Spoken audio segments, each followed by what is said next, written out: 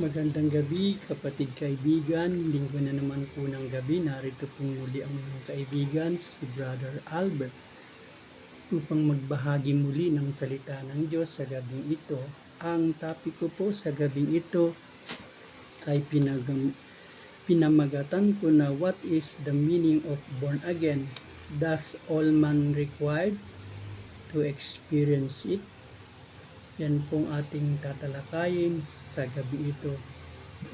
But before I discuss this topic, let us first to know the brief story about the creation of man. Then, we will know the reason why everyone shall be born again. Perhaps everybody knows the story of the creation of man and how God created us and the fall of man into sin. Lahat po ito ay mababasa natin ang kasaysayang ito sa aklat ng Genesis na ganito po ang pagkakasunod-sunod. Ang paglikha sa tao, yan po ay matatagpuan sa Genesis chapter 2 verse 7 na ganito po ang sinasabi, at nilalang ng Panginoong Diyos ang tao sa alabok ng lupa at hiningahan ng kanyang mga butas ng ilong ng hininga ng buhay at naging kaluluwang may buhay. Yan po ang pagkalikha sa atin ng Diyos na natala nga po sa Genesis chapter 2 verse 7. Paano ang pagkalikha sa tao? At nilalang ng Diyos ang tao sa kanyang sariling larawan. Ayon sa larawan ng Diyos, siya nilalang siya ng lalaki at babae. Tayo po ay nilalang ng Diyos, kalarawan ng Diyos, lalaki at babae. Yan po ay natala sa Genesis 1:27. At pagkalalang nga po ang tao po ay pinatira po si Adan sa hardin ng Eden. Yung po siya ay lilangin. Yan po ay natala sa Genesis chapter 2 verse 8 at sa Genesis chapter 2 verse 15 na ganito po ang sinasabi, at naglagay ang Panginoon Diyos ng isang halamanan sa Eden sa dakong silanganan, at inilagay niya roon ang taong kanyang nilikha. At kinuha ng Panginoon Diyos ang lalaki at inilagay sa halamanan ng Eden upang kanyang alagaan at ingatan. At matapos nga po silang ilagay sa halamanan ng Eden, ang ating pong Panginoon nagbigay ng kautusan. At iyan po ay natala sa Genesis chapter 2 verse 16 and 17. At inutos ng Panginoon Diyos sa lalaki at sinabi, sa lahat ng punong kahoy sa halamanan ay makakakain ka na may kalayaan. Datapwat sa kahoy ng pagkakilala ng mabuti at masama ay huwag kang kakain, sapagkat sa araw na ikaw ay kumain niyaon ay walang pagsalang mamamatay ka. Yan po ang bilin ng Panginoon kay Adan matapos siyang ilagay sa hardin ng Eden. At dahil nga po sila'y pinagbilinan ng Panginoon, pero sila po ay tinukso naman ng ahas. Yan po naman ay natala sa Genesis chapter 3 verse 1 na ganito po naman ang sinasabi. Ang ahas ay lalong tuso kaysa alinman sa mga hayop sa parang na nilikha ng Panginoon Diyos. At sinabi niya sa babae, tunay bang sinabi ng Diyos na huwag kayong kakain ng alinman punong kahoy sa halamanan? Yan po ang sinabi noon pong sa Genesis chapter 3 verse 1. At dahil nga po ang ahas ay tuso sa lahat ng nilalang, sila po ay nalinglang po ng ahas. Si Eva, nalinglang po siya ng ahas. Yan po ay natala sa Genesis chapter 3 verse 4 and 5. At sinabi ng ahas, tunay na hindi kayo mamamatay, sapagkat talastas ng Diyos na sa araw na kayo'y kumain yaon, ay madidilat nga ang inyong mga mata, at kayo magiging parang Diyos na nakakakilala ng mabuti at masama. At dahil nga po sila'y nalinlang ni Satanas, sila po ay nahulog. Ang tao po ay nahulog sa kasalanan sapagkat sinuway po nila ang kautusan ng Diyos na huwag kumain ng bunga ng pagkaalam ng mabuti at masama. At yan po ay natala sa Genesis chapter 3 verse 6-7. At nang makita ng babae na ang bunga ng punong kahoy ay mabuting kainin at nakalulugod sa mga mata, ang kahoy na nagmananasa upang mapagpapantas sa tao, ay pumitas siya ng bunga niyaon at kinain nga. At binigyan din niya ang kanyang asawa kasama niya, at ito'y kumain din. At nga po nito, sila po ay nahulog sa tukso. Ang tao po'y nahulog sa tukso. At dahil nga po ang tao'y nahulog sa tukso, ang kasabay po nito ay ang sumpa ay dumating sa kanila, dahil po ang bunga ng pagsuway ay ang pagkahulog sa tukso, at ang pagkahulog sa tukso, ang kasunod po ay sumpa. Sinumpa po ang ahas, ang babae at lalaki. Yan po ay mababasa natin sa Genesis chapter 3 verses 14, 16, 17, 18, and 19. At sinabi ng Diyos sa ahas, sapagkat ginawa mo ito, ay sumpain ka ng higit sa lahat ng hayop at ng higit sa bawat ganid sa parang. Ang iyong tiyan ang ilalakad mo, at alabok ang iyong kakainin sa lahat ng mga araw ng iyong buhay.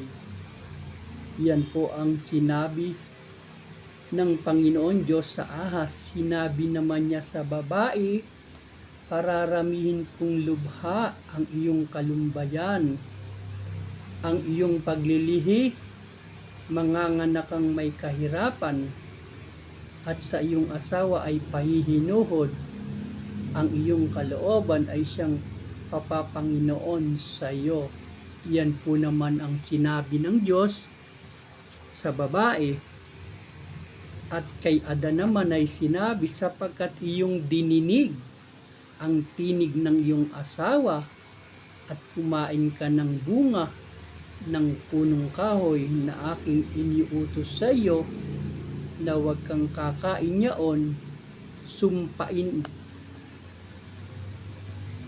ang dahil sa iyo, sumpain ang lupa ng dahil sa iyo, kakain ka sa pamamagitan ng iyong pagpapagal, at sa lahat ng mga araw ng iyong buhay. Yun po. At ang pawis ng iyong muka ay kakain ka ng tinapay hanggang ikaw ay mauwi sa lupa, sapagkat diyan ka kinuha, sapagkat ikaw ay alabok, ikaw ay babalik sa alabok. Yan naman po ang sinabi ng Diyos kay Adan nung sila po ay sumuway sa bili ng Panginoon na huwag kumain ng bunga ng pagkaalam ng mabuti at masama. At dahil nga po sila'y sumuway, sila'y sumumpa, sila naman po ay pinalayas ng Panginoon Diyos sa Hardin ng Eden. At yan po ay mababasa natin sa Genesis chapter 3 verse 23 up to 24. Kaya pinalaya siya ng Panginoon Diyos sa halamanan ng Eden upang kanyang bukirin ang lupang pinagkunan sa kanya. Anupat itinaboy ang lalaki at inilagay sa silanganan ng halamanan ng Eden ang mga kerubin, ang isang nagniningas na tabak na umiikot upang ingatan ang daang patungo sa kahoy ng buhay. Mga kapatid, kaibigan, iyan po ang kasaysayan ng tao mula sa pagsalikha hanggang sa pagkahulog sa kasalanan hanggang sa pagpapalayas ng Panginoon sa halaman ng Eden. At bunga nga po ng pagkahulog ng tao sa kasalanan, ang lahat po ng tao'y napailalim sa kasalanan. Bago po tayo magpatuloy sa pagtalakay sa ating tinatalakay sa gabing ito, ako po ay magbibigay ng 4 na puntos na ating pagbubulay-bulayan sa gabing ito. At ito po ang pagkakasunod-sunod. What is the biblical meaning of born again? How can a man be born again? Yan po yung pangalawa. Does all man required to be born again? Why must be born again? Yan po yung pang-apat.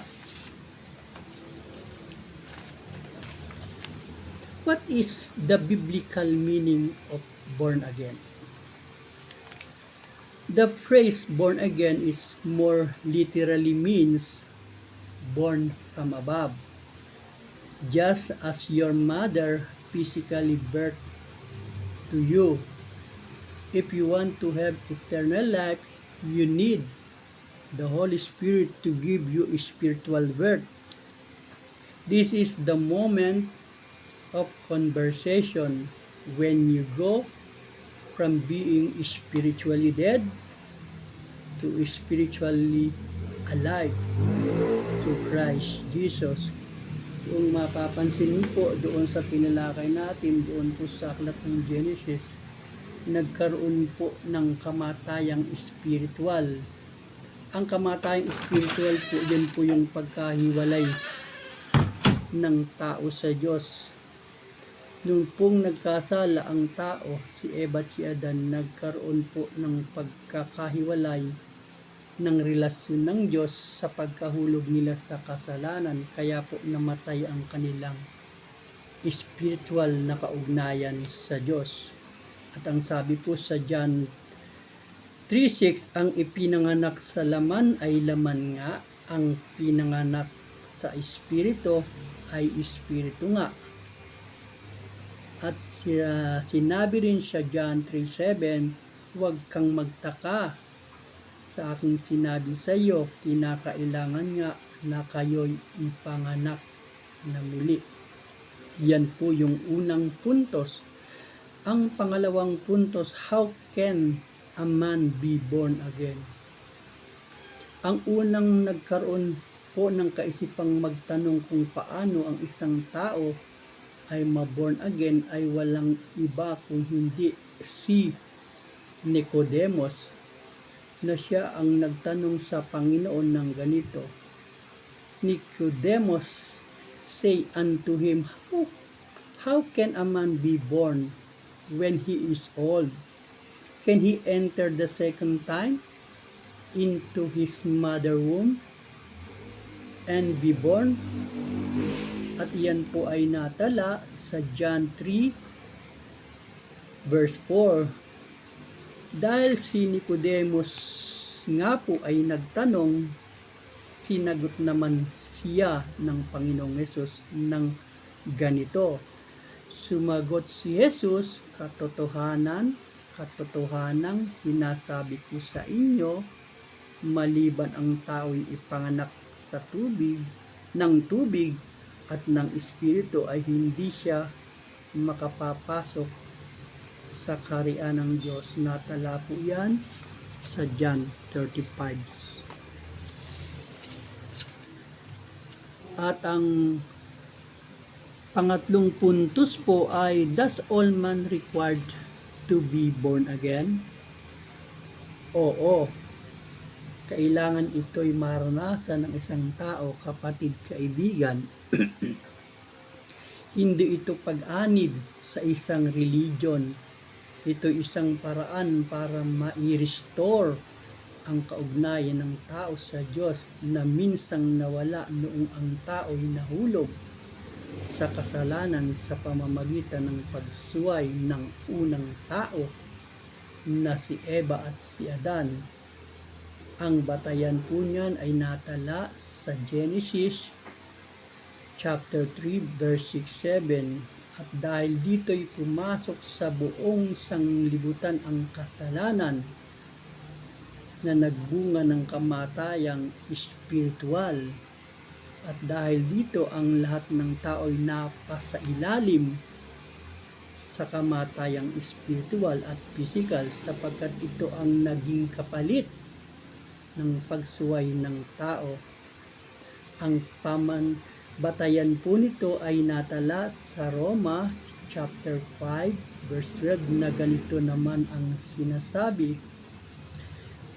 Kaya kung paano sa pamamagitan ng isang tao ay pumasok ang kasalanan sa sanglibutan at ang kamatayan sa pamamagitan ng kasalanan, at sa gito'y ang kamatay ay naranasan ng lahat ng tao sapagkat lahat ay nagkasala.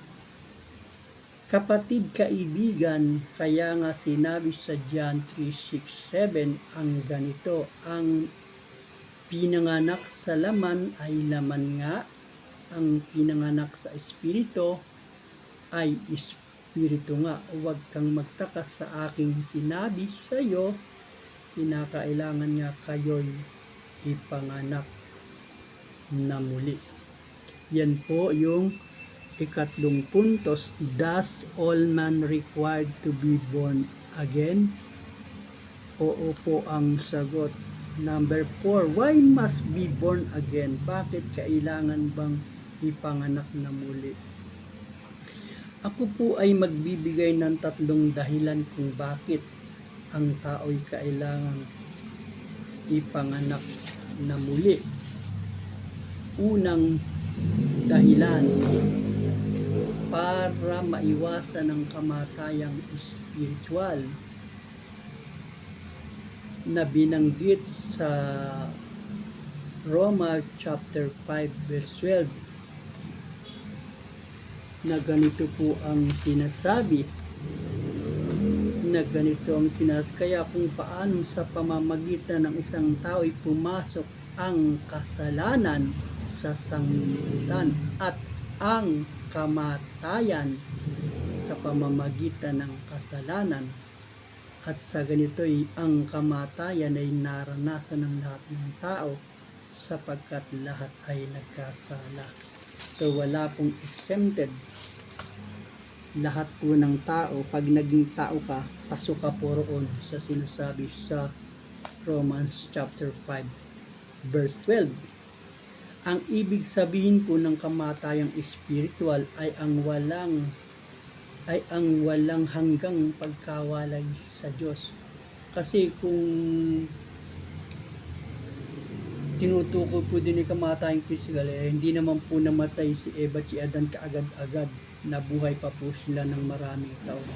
Kaya ang tinutukoy pong kamatayan doon ay ang kamatayang spiritual ng pagkahiwalay nila sa Diyos, sapagkat sila nga po ay sumuway sa kautosang huwag kumain ng bunga ng pagkaalam ng mabuti at masama. Dahil nga po sila'y natukso at nalinlang ng kaaway, ay sinuway nila ang kautusan ng Diyos, at dahil nga po dito sila'y nahulog sa tukso, at dahil nga po dito sila po'y nahuwalay sa Diyos. At ang pagpapatibay po niyan ay tinalakay natin sa aklat ng Genesis, yung sa pagkahulog, pagkawalay, pagkahulog sa tukso, pagkalinlang, pinalayas po sila sa halaman ng Eden.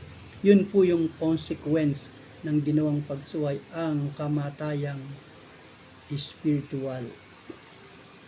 Pangalawang dahilan, para makita ang kaharian ng Diyos.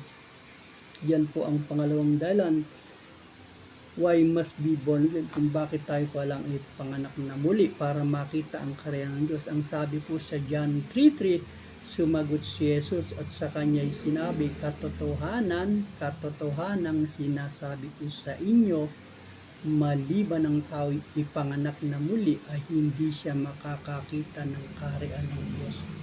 So ibig sabihin po, hindi niyo po maunawaan ang mga bagay na nauukol para sa langit. Kaharian po, siyempre kaharian na uukol para sa langit po yun, kaharian ng Diyos.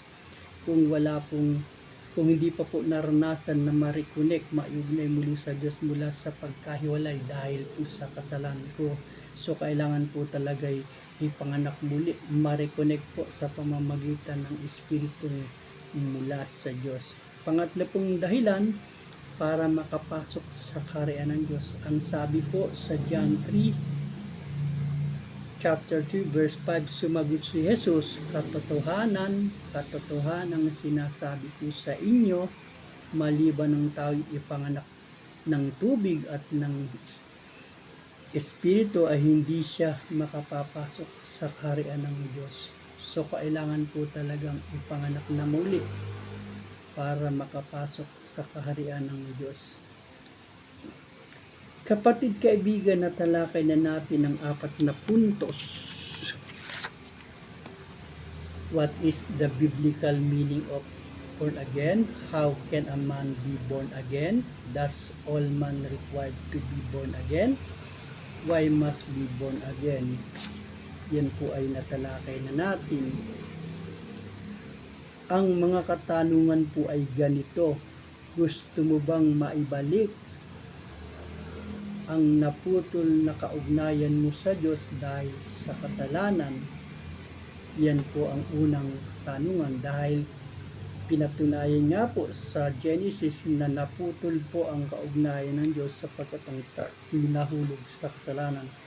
So, nahiwalay, naputol po ang koneksyon. Ang tanong po ay, gusto mo bang maibalik ang naputol na kaugnayan mo sa Diyos dahil sa kasalanan? Gusto mo bang mapabilang na makapasok sa kanyang kaharian? Yan po yung pangalawang tanong. Ang pangatlong tanong po, gusto mo bang maiwasan ang mawalay sa Diyos magpakailanman? Ang tinutukoy pong kamatayang spiritual ay ang pagkawalay sa Diyos ng habang buhay. Kung ang sagot mo'y oo sa tatlong katanungan, kailangan ma-restore muna ang nawalang kaugnayan mo sa Diyos na nawala sa ng kasalanan, pumasok sa buong sanglibutan, at dahil bahagi tayo sa sanglibutan, kasama tayo sa kasalanang nagawa ng unang taong si Eva at si Adan, sapagkat ang sabi po sa Roma 5:12, lahat ay nagkasala. Doon po sa pangalawa na katanungan, kung gusto mo mong maibalik, mapabilang makapasok sa kanan ng Diyos. If you want to have eternal life, you need the Holy Spirit to give you a spiritual birth. This is the moment of conversation when you go from being spiritually dead to spiritually alive through Christ Jesus. So, gaya nga po nung nasabi, naging spiritual patay po ang tao dahil sa kasalanan. Pero ito po ay mabubuhay muli sa pamamagitan ni Kristo. Ang batayan po ay sa John 3:7, huwag kang magtaka sa aking sinabi sa iyo, kinakailangan kayo ipanganak na muli sa kapanganakang spiritual. Ang batayan po ay sa John 3:6 na ipinanganak sa laman ay laman nga, ang ipinanganak sa espiritu ay espiritu nga. So, kailangan pong magkaroon ng kapanganakang spiritual mula sa pagkawalay sa Diyos dahil po sa kasalanan. Kung ganon, kailangan mong maranasan ang kapanganakang spiritual. Yun po yung katanungan sa namin, kung gusto mo bang maiwasan, mawalay sa Diyos magpakailanman. Kung ganon, kailangan mong maranasan ang kapanganakang spiritual na siyang magiging daan nang muling maiugnay ang nawalang relasyon mo sa Diyos dahil sa kasalanan na siyang dahilan ng kamatayang spiritual dahil sa pagsuway ng tao. Kapatid, kaibigan, narinig mo ang kasaysayan ng paglikha sa Genesis, kung paanong nilikha ang tao, kung paanong nagkasala ang tao, kung paanong nahulog ang tao sa tukso, at kung paanong nawalay ang tao sa Diyos dahil sa kasalanan. At tinilakay naman natin ang pagkakaroon ng muling kaugnayan sa Diyos sa pamamagitan ng kapanganakang spiritual, dahil nga po namatay ang spiritual dahil sa kasalanan, kaya ang tao po'y nawalay sa Diyos. Yan po, kaya po tinalakay natin ang kasaysayan ng Genesis para maunawaan natin kung bakit kailangan ang tao ipanganak na muli. Ang dahilan po'y ang tao'y nawalay ng dahil sa kasalanan, sa pagsuway sa kasalanan, kaya po nahulog sa tukso. Kaya nagkaroon po ako, kapatid, kaibigan, ng mga katanungan na kung gusto mo pong mapabilang, kung gusto mong maibalik ang naputol na relasyon ng Diyos sa Diyos dahil sa kasalanan, gusto mo bang mapabilang ang kapasok sa kanan, kung gusto mo bang maiwasan ang mawalay sa Diyos magpakailanman, kung mga kasagutan mo sa tanong na ito ay oo, maaari kitang sabayan sa panalangin upang muling mai-restore ang kaugnayan sa Diyos na nawala ng dahil sa kasalanan. Tayo po ay manalangin. Ikaw na nanonood ng video ito, kung ikaw ay gusto mong ma-reconnect ang nawalang kaugnayan sa Diyos dahil sa kasalanan, tayo ay sasamahan kitang manalangin sa Diyos at hingin natin ang tulong ng Panginoon. Tayo ay manalangin. Ama, tinatalakay namin ang kahulugan ng kapanganakang muli, at ito pala, Ama, ay kailangang maranasan ng bawat isang tao para ma-restore ang nawalang kaugnayan sa iyo dahil sa pagsuway ng tao, dahil sa pagkahulog sa kasalanan. Dumalapit kami, Panginoon, sa iyo kasama ng nanunood ng video na ito, Panginoon, na maranasan nila ang kapanganakang spiritual, sapagkat ito ay kailangan para makapasok sa iyong kaharian. Ikaw ang nagsabing katotohanan sinasabi ko sa inyo, maliban ang tao'y ipanganak na muli, hindi siya makakakita ng kaharian ng Diyos. Malibang ang tao'y ipanganak na muli, hindi siya makapapasok sa kaharian ng Diyos. Kaya, Ama, nananalangin kami sa iyo kasama ng taong nanonood, Panginoon, na tulungan mong ma-restore namin ang kaugnayang nawala dahil sa pamamagitan ng pagtanggap sa iyo, pagkilala sa iyo bilang Panginoon at sariling tagapagligtas ng buhay namin. Sa gayon, muling maikukunik ang aming buhay sa iyo, Panginoon. At doon, Panginoon, muli magkakaroon kami ng kaugnayan sa iyo, Panginoon. Tulungan mo ang taong nanonood na magpasya na magkaroon muli ng kaugnayan sa pamamagitan ng pagkilala at pagtanggap sa iyo bilang Panginoon at tagapagligtas ng buhay nila, sapagkat sa pamamagitan ng pagtanggap dito po, Ama, ibinibigay ang banal na Espiritu once na ang tao ay tumanggap, Panginoon, sapagkat ito ang tatak namin, ito ang aming gabay, ito ang aming nagtuturo sa amin ng mga bagay-bagay, Panginoon, ang banal na Espiritong ibinibigay sa tao matapos siyang tumanggap sa iyo bilang Panginoon at sariling tagapagligtas. Tulungan mo kami, ang taong nanonood, maunawaan niya kung anong ibig sabihin ng pagiging born again o ipinanganak na muli. Hindi po ito religion, hindi po ito pagsanib sa anumang uri ng sekta. Ito po ay isang personal na relasyon ng tao sa Diyos. Kailangang maranasan ng bawat isang tao ang magkaroon ng kaugnayang spiritual sa iyo, Panginoon. Hindi po ito religion na itinataas. Ang itinataas po dito ang magkaroon ng kaugnayan sa iyo. Ipaunawa mo ito sa mga taong nakapanood ng video ito, Panginoon. Pagpalain ito sa puso nila, matanim ito sa puso at lumago sa puso nila, para na rin po, Ama, sa kanilang kabutihan at sa kapurihan naman ng iyong pangalan. Hinihingi po namin ito sa pangalan ng iyong anak na si Jesus na aming Panginoon at tagapagligtas. Amen. Salamat, kapatid kaibigan, sa maikling oras na pagsama sa aking sa gabi ito sa pagtalakay ng ating tinalakay sa ito sa pamagat na what is the meaning of born again? Does all man require to experience it? Yan po ay ang ating tinalakay sa gabi ito. Sana po sa tulong ng Panginoon ito ay makatulong sa inyo at maging gabay niyo upang ma-restore ang nawalang kaugnayan ng tao sa Diyos nang dahil sa kasalanang nagawa ng tao. Maraming salamat. Hanggang sa muli.